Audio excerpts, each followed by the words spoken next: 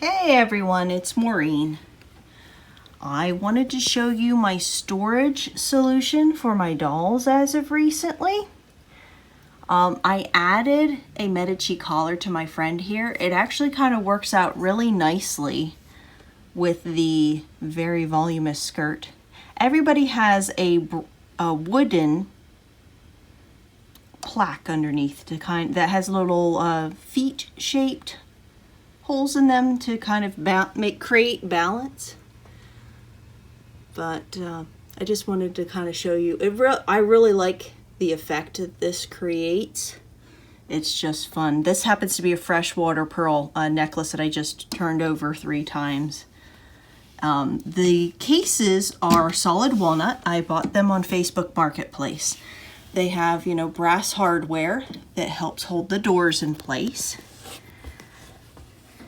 And then I have 5 of these cases, but I have 6 dolls, so it's a little tricky. This is our little à la française friend.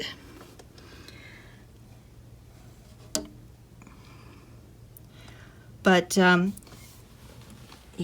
we go. You can kind of see the plaque down there a little bit. Her little feet are balancing in the holes there. I noticed that there's also glass on the sides, so you can actually see through these on the sides. It actually keeps their arms down in a reasonable way if they're out to the side a little bit too much, which kind of did happen with some of the dolls.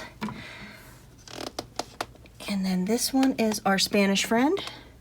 Now it's a green with a teal interior there. So. And of course we got our little plaque down there too. But pretty cool, pretty awesome. But yeah, her arms are out to the side a little bit, so having her in the case actually keeps her arms down a little bit, which is kind of nice. But I'm very pleased with the cases. They keep the dust and dirt and cat hair in a very reasonable way. Now I know we're getting a little darker because we're going down here. This happens to be our 1560s Italian friend here. Also, nicely balanced on a plaque.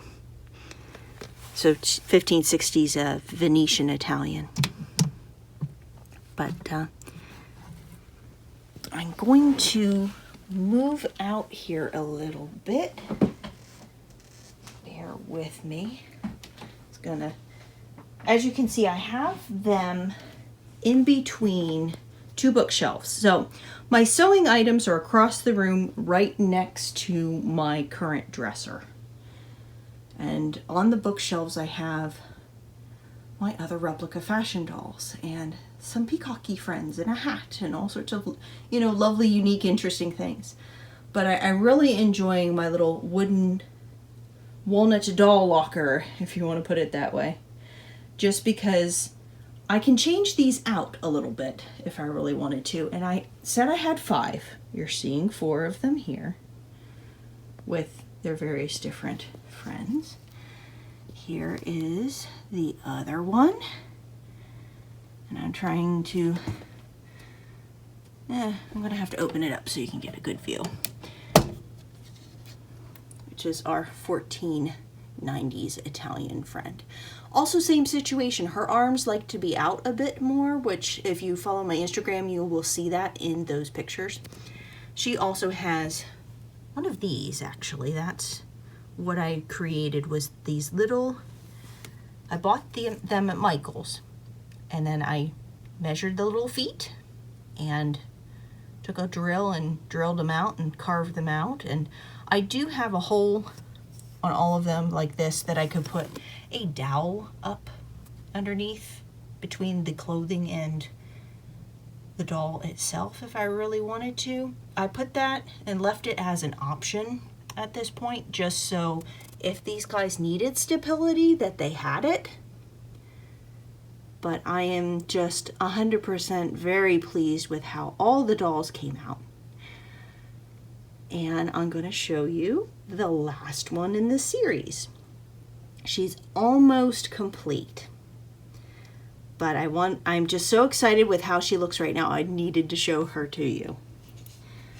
So the last one is a doll for Germany in like 1530s, 1560s.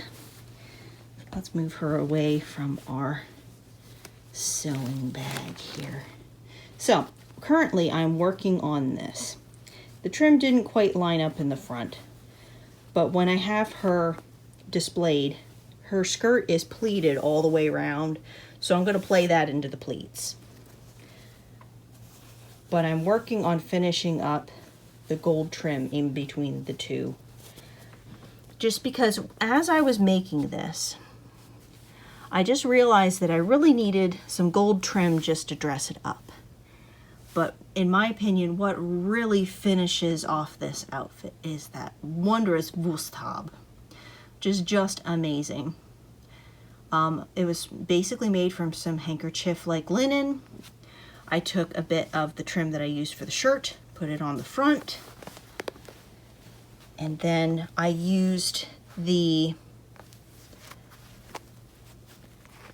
pad that I was using under most of the other dresses, and instead of putting the pad underneath the dress for everything, I put it on top of her head and then pleated this and pinned it in place. It's not sewn down, it's pinned in place, which would have been period. But I tried my best to bury the pins very, very well and very carefully so you don't get poked. There we go.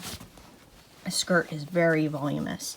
So we have basically the silk edging, and we have black velvet.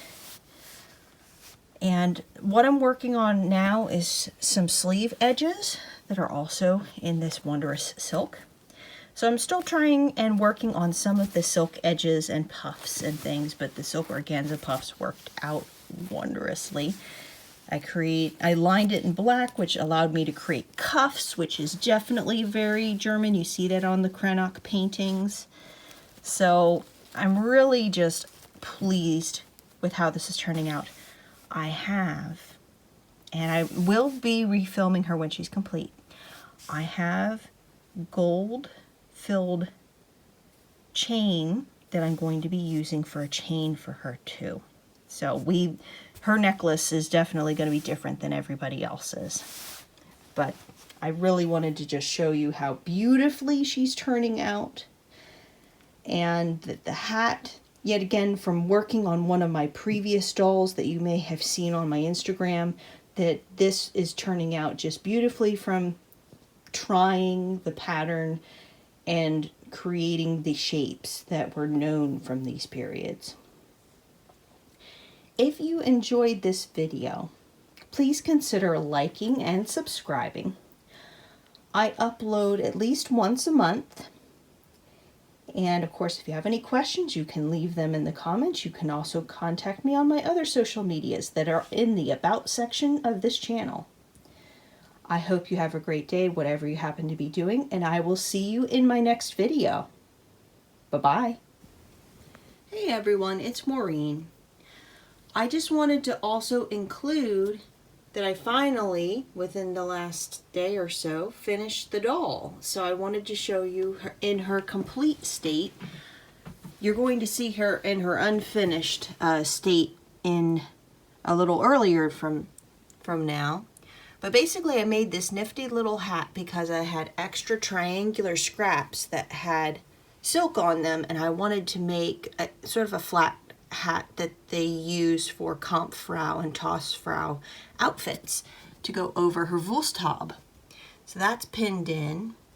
And then I had these triangular pieces that I was going to use as hanging sleeves, but I wasn't really seeing them, so I sort of made it into a little partlet sort of situation that hangs down the back, which of course goes with the fantastic sleeves that I was telling you about earlier.